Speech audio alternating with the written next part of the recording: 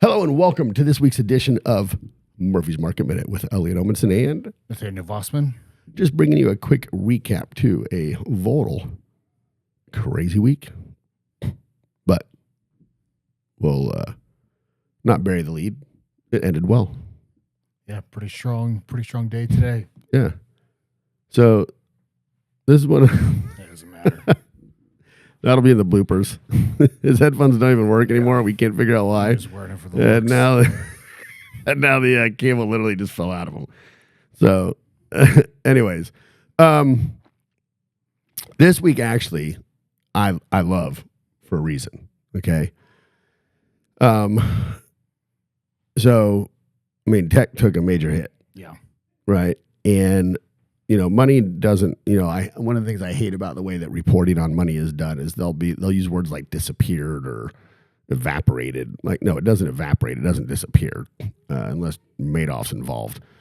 It just moves from point A to point B, right? So one of the things that I like to do is I like to track where's the money going, okay? Vice versa, if somebody thinks something is going to gain a lot, my question is always going to be, well, in order for that gain of whatever percent you think it's going to go up, in order for that to happen, here's how much dollars we need to go into it and where are those dollars going to come from, right? So when you were looking at where the dollars went this week, right? I mean, there was a massive sell-off in gold, a massive sell-off in silver, massive sell-off in tech, right? Well, where was the money going, right? It was going to emerging markets. It was going to small cap. It was going to energy. It was going to industrials, right? And I'm just looking at that and I'm like, I just don't see that as where anybody really wants to be putting this. Personally, I couldn't really figure it out, right? I couldn't figure out what was driving it. Yeah. Then today, something interesting happened. The consumer sentiment report out of Michigan came out. Yeah, I think it was stronger than anticipated. It's the highest it's been in 6 months. Now, it's still quite low historically, 20% below where it was in January of 2025.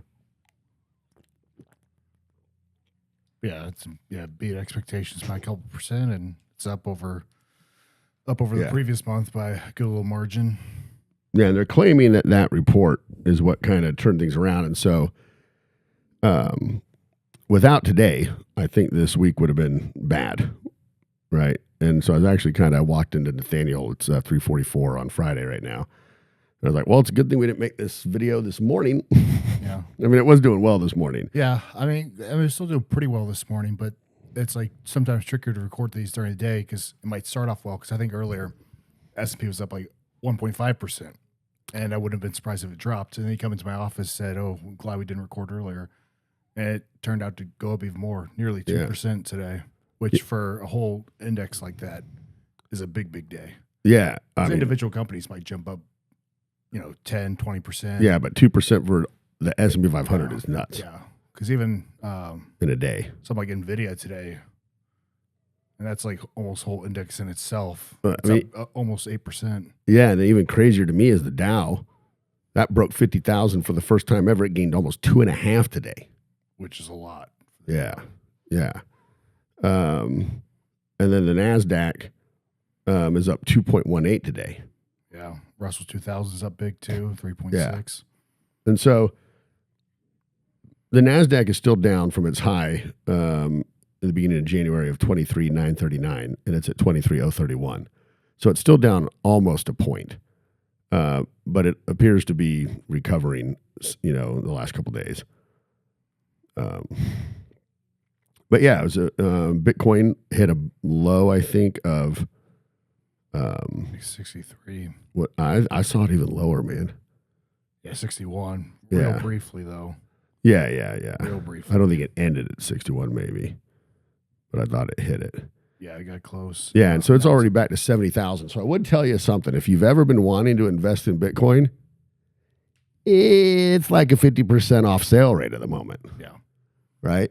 It's not going anywhere. It's well established. It's been established.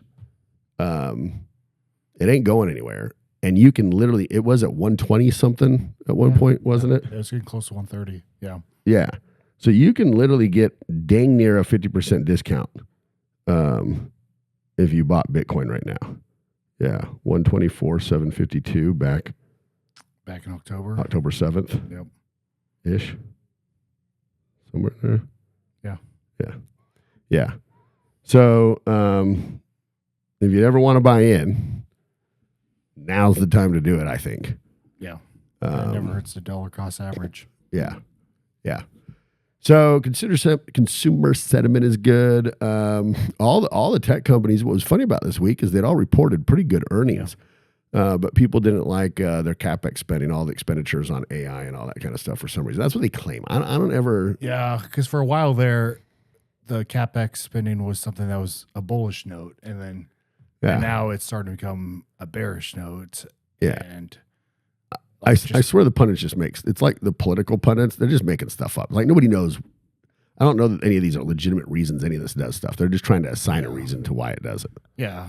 And I think the market just reacts to just about anything. Like for example, the consumer sentiment, even though it beat expectations, like if it came in a point or two lower, would it really have made that big of a difference? And the stock market might have gone down 2%. But it's like, I think everything behind the scenes with all these earnings, it's like actually a pretty strong. Oh, it's going really well.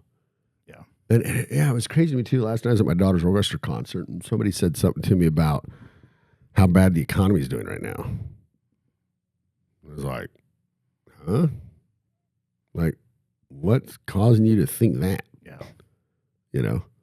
So, but it's an orchestra concert and I didn't want to talk it's during just different perspectives and depends on who you're listening to. And but like inflation is well under control. Unemployment is actually, despite what we talk about with all the Fed stuff, like it's really at a pretty healthy level as well. Yeah, it is. It's under 5. Yeah, and then earnings for all these companies are real strong, and it's like the only thing that we're really worried about is the CapEx spending. But like, you're getting double beats left and right, and so the strength is pretty strong in the stock market. There's really no sign of slowing down. No, I think it's strong everywhere. Rentals hit their lowest point in 4 years. That's incredible. Yeah. So in the financial world, there's a specific type of indicator, a leading indicator. It's things that don't have an immediate impact, but when you see them happening, you know that there's going to be an impact down the road. Like, so for instance, when the government prints money, literally within 2 years, you're going to have inflation. Yeah. Okay. It's guaranteed every time. So you knew for anybody who's in our industry, when all the free money got introduced during COVID, you knew that within 2 years, you're going to experience massive inflation from that, right? There's another odd one, and I've talked about it on Murphy's Market before. It's one of my favorites, and that's container spot pricing. Containers are going back and forth on ships are a commodity.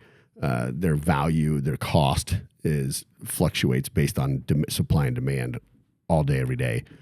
And so you can see when there's an increase in trade going on, the cost of containers goes up.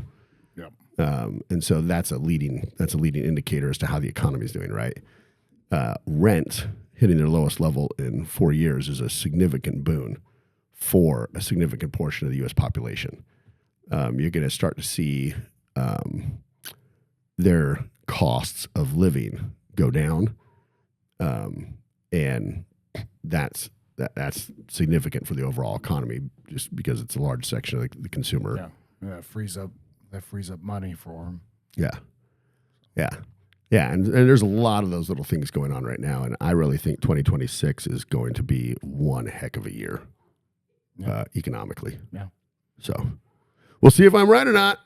So until next week, this is Elliot. Nathaniel. Signing off.